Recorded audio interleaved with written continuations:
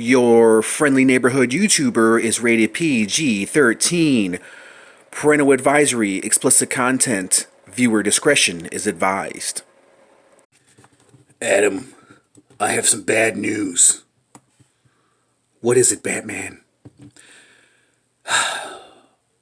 They canceled the Mexican pizza at Taco Bell. It's all good. I really wasn't a fan. They got rid of the gordita at Taco Bell. It's okay. I mean, it was delicious, but I'm sure better things are gonna come along. Yeah. They got rid of the double XL burrito. Batman, you're joking, aren't you? No, man. Hold on. It's gonna get worse. They got rid of the shredded chicken burrito as well.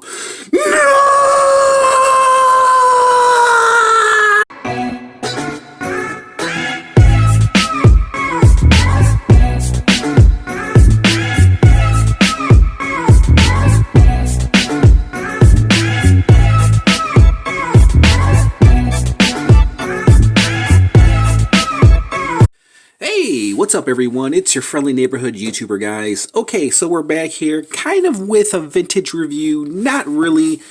As you guys know, I've been doing a lot of DC reviews. I just recently reviewed this guy right here, Omega.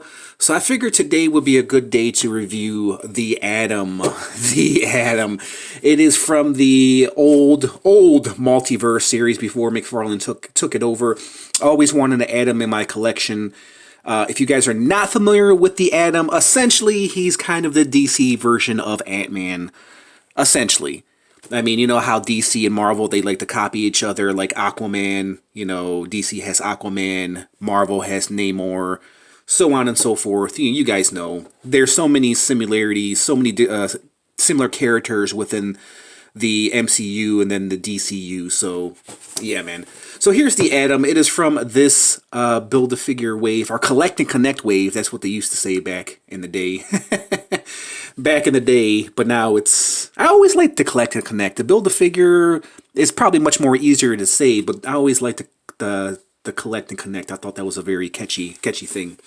The Legends, DC Legends of Tomorrow, guys. Okay, so let's pop this out. Let's do a little bit of a reviewing and comparison as well.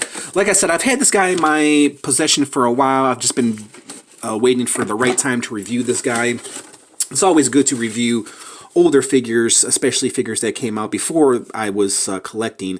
So this came out in 2016. So yeah, I really wasn't... I was kind of collecting, but I kind of wasn't. At the same time, I was kind of like on the verge of getting back into collecting again. So let's take out the Atom right here. And he's a small guy. I've always liked this Atom. I don't know if I'm going to build this Build-A-Figure. I mean, it does look pretty awesome, but knowing McFarlane, if you guys are collecting McFarlane figures like I am, you know he's probably going to do this character eventually. So, but it does look nice. There's the helmet right there. There's the Build-A-Figure piece. Very nice. And then he has this small little Atom right here, hence that's why he's kind of the DC version of Ant-Man. So there is the Atom right there. I don't know how guys you can see that. It's pretty nicely detailed. There's no articulation at all.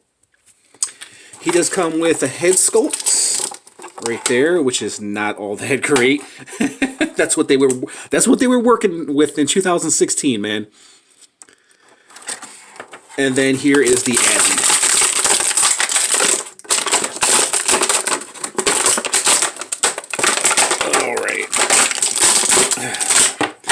So this is going to be a quick review, guys, because there's really nothing much to this guy. I've always liked the detail of the Atom. I always thought he was really, really cool. You can see back in 2016, they really didn't have it right. Because look, you got the arms right here, and you got the shoulder pads that are not movable, so they hinder his articulation. You can't get his arms to raise up pretty much at all. They're kind of hindered by his design, as you guys can see. I mean, you can probably twist it. You can rotate his arm, that's for sure.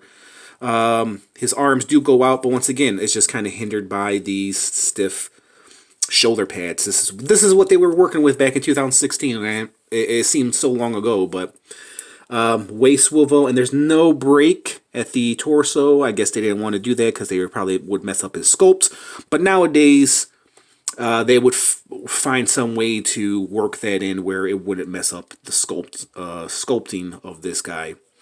Bend, no 90-degree bend. This is just what they had back then. His head is not really on a ball joint. It kind of looks like it is, but there's really not much swivel, no head tilting, no looking down, no looking up, which is kind of a shame. But overall, aesthetically, he does look really, really great. And of course, you see the old DC. This is one thing I hated about the DC Multiverse figures before McFarlane took over, is this weird thigh gapage, man. I think one of the reasons why McFarlane is succeeding is because he's kicking out some great figures, man. Compared to these figures, what DC was doing was pretty horrible. Not DC, what is it? Mattel, right? Mattel? Ugh. Yeah, compared to what Mattel was doing, yeah, McFarlane is light years ahead of what Mattel is doing. So bend right here, no 90-degree bend, simply because of the way it was designed. He does have breaks here at the upper thighs, right above the kneecaps, and that's something I've noticed that that McFarlane doesn't have.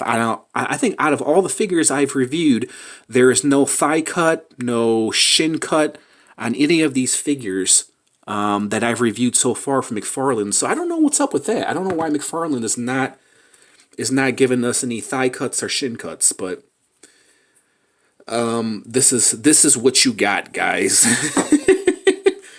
I'm kind of interested to build a figure, but I don't even think it's worth it. But there is the Atom. Very, very nicely done. Let's measure him. Obviously, he's a short guy, but it doesn't really matter because he is the Atom. He can shrink and grow, in all different sizes. You know what I'm talking about, guys. You know what I'm talking about. We know how to do that as well. Okay, let's not get creepy. Okay, so the Atom stands about 6 1/4 tall. That's just a little under 6.5 inches. So, like I said, the size comparison doesn't matter. I'm glad that I actually have an Atom in my collection. I'm sure McFarlane will eventually get to doing an Atom figure. About the ankle joints, I don't think I mentioned that. Barely any pivot, no rotation. This is pretty much it. This is what you guys got back in 2016. So, let me give you my rating, guys. I'm going to be somewhat generous because he's an older figure. Aesthetically, he still looks good. So, for that reason alone, I'm going to have to give him, because maybe he's a little bit outdated. But he does look good. So, I'm going to give him between a 6.5 and 7. So it's bordering on a 7, but not really. It's more closer to a 6.5. But he's great looking overall. It kind of reminds me of a updated version of RoboCop. But overall, it's a decent figure, and I've always wanted to add him in my collection and in my DC collection. So that's really great, guys. And also, great thing about him is if McFarlane decides to do an Atom figure, this guy is not disposable. I can always put him next to this Atom because, like I said, he shrinks and grows. So that's one thing I love about the Atom. So great. No, well, not great figure. Good figure. Nonetheless, back from old 2016. Alright, guys, let me know what you guys think of the Atom. Do you guys like him? Do you guys own any Atom figures? And we'll go ahead and leave it at that. Tell me what you guys think of this figure. I just want to thank you guys for watching, and I'll catch you guys in the next review. Peace out, homies.